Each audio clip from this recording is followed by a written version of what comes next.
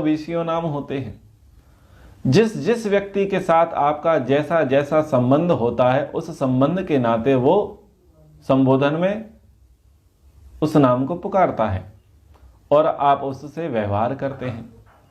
जैसे जैसे कर्म करने वाले होते हैं, उस कर्म के कारण आपकी पहचान होती है और लोग आपके किए हुए कर्म के आधार पर आपको संबोधित करते हैं और आप उनसे व्यवहार करते हैं।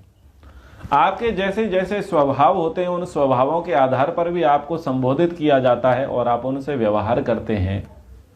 लेकिन मूल नाम तो आपका वही है ना, जो आपकी माँ ने रखा, पिता ने रखा, गुरु ने रखा। आपको प्रिय नाम क्या है? जो आपका स्वयं का है, खुद का नाम। तो ईश्वर को खुद का नाम प्रिय क्या है? ओम है।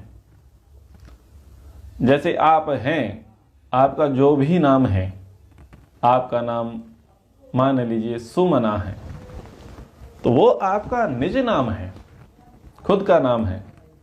लेकिन आप जब बच्ची थी तो आपको बेटी कहा गया, पुत्री कहा गया, तो पुत्री भी आपका नाम पड़ा संबोधन के कारण। फिर जब आप बड़ी हुई तो आपको बहन कहा गया, दीदी कहा गया, तो वो भी आपका नाम पड़ा।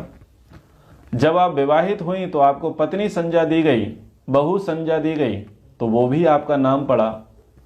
जब ईश्वर की कृपा से आप गर्भवती हुई और संतान को आपने जन्म दिया तो आप मां कहलाई।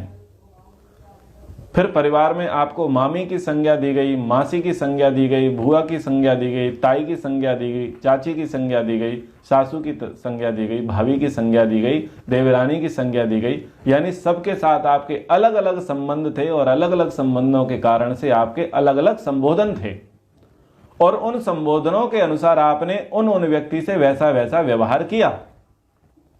आप पढ़ाने गई तो आपको टीचर कहा गया, आप चिकित्सा करने गई तो आपको डॉक्टर कहा गया, आपने टैक्सी चलाई तो आपको टैक्सी वाला कहा गया, आपने गाड़ी चलाई तो आपको गाड़ी वाला कहा गया, आपने कपड़े सिले तो आपको दर्जी कहा गया, आपने बाल काटे तो आपको नाई कहा गया। आपके कर्म के कारण भी आपका नाम पड़ गया। आप सरल थे तो आपको कहा गया ये तो गऊ के समान सरल है, और आप कठिन थी, कठोर थी, तो आपको कहा गया ये तो बैल के समान उजड्ड है। तो आपके स्वभावों के कारण भी आपके नाम पड़े। लेकिन एक नाम ऐसा है जो आपका मुख्य है, प्रिय है, वो है सुमना।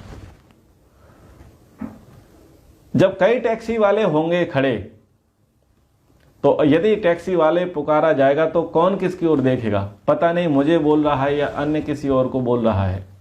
जब कई टीचर खड़े हो और कोई कहे कि टीचर, तो आप किस ओर देखेंगे? कई भाभियां खड़ी हों तो कोई कहे भाभी, तो आप किस ओर देखोगे? क्योंकि कई लोग खड़े हैं। लेकिन वहां पर आपका जो नाम है वो तो आपका अकेला ही है ना, उस समुदाय में आप अकेले ही हैं। लेकिन जब आपका नाम पुकारा जाएगा तो और कोई आप पर ध्यान नहीं देगा और आपका ध्यान सीधा नाम पुकारने वाले पर जाएगा। ऐसे ही ईश्वर का परम जो नाम है वो है ओम। इस ओम नाम की बड़ी महत्ता है। ओम नाम सृष्टि नहीं थी तब भी है, सृष्टि है तब भी है, और सृष्टि भविष्य में नहीं होगी तब भी रहेगा। लेकिन ब्रह्म नाम तब नहीं सार्थक होगा, विष्णु नाम तब नहीं सार्थक होगा, शिव नाम तब नहीं सार्थक होगा, न जल सार्थक होगा, न अग्नि सार्थक होगा, न वायु सार्थक होगा, न अन्न सार्थक होगा, न मां सार्थक होगा, न पिता सार्थक होगा, न बंधु सार्थक होगा, न मित्र सार्थक होगा। ये सारे नाम तब हैं जब संसार बन चुका है, तब है। संसार बन चुका होता है तब ये नाम ईश्वर के प्रकट होते हैं कि वेवेष्टि व्यापनोति चराचरम जगत स विष्णु। चर अचर में व्यापक होने से उसको विष्णु कहा। सबसे बड़ा होने के कारण से उसको ब्रह्म और ब्रह्मा कहा गया। सबका कल्याण करने से उसको शिव कहा गया। दुष्टों को दंड देकर के रुलाने से उसको रुद्र कहा गया। गणों में मुख्य होने से उसको गणपति कहा गया। विद्या का अधिपति होने के कारण से उसे सरस्वती कहा गया। जल इसलिए कहा गया कि जायते लियते इति जलम, उसी में उत्पन्न होते हैं और उसी में नष्ट हो जाते हैं, इसलिए उसको जल कहा गया। और अन्न इसलिए कहा गया कि वो सभी के जीवन का आधार है, सबको ऊर्जा देने वाला है। अग्नि इसलिए कहा गया कि वो सबका पथ प्रदर्शक है, मार्गदर्शक है, सबको ज्ञान देता है। इंद्र इसलिए कहा क्योंकि वो ऐश्वर्यशाली। ये सारे नाम तो तब हैं जब संसार है, जीवात्मा है, तब ये नाम है। लेकिन जब ये संसार नहीं रहेगा और जीवात्माएं सुषुप्ति अवस्था में पड़ी रहेंगी, तब क्या रहेगा? ओम।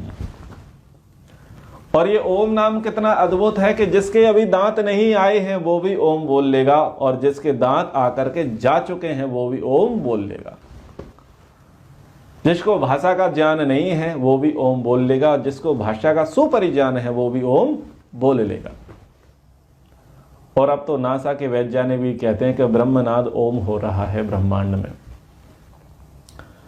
और जो वहां नाद चल रहा है वही नाद आपके भीतर भी चल रहा है। आप कानों को दोनों बंद करें तो आपको जो झुन झुन झुन झुन जो सुनाई देगी, अगर ध्यान से सुनेंगे तो वो आपको ओम ही दिखाई देगा।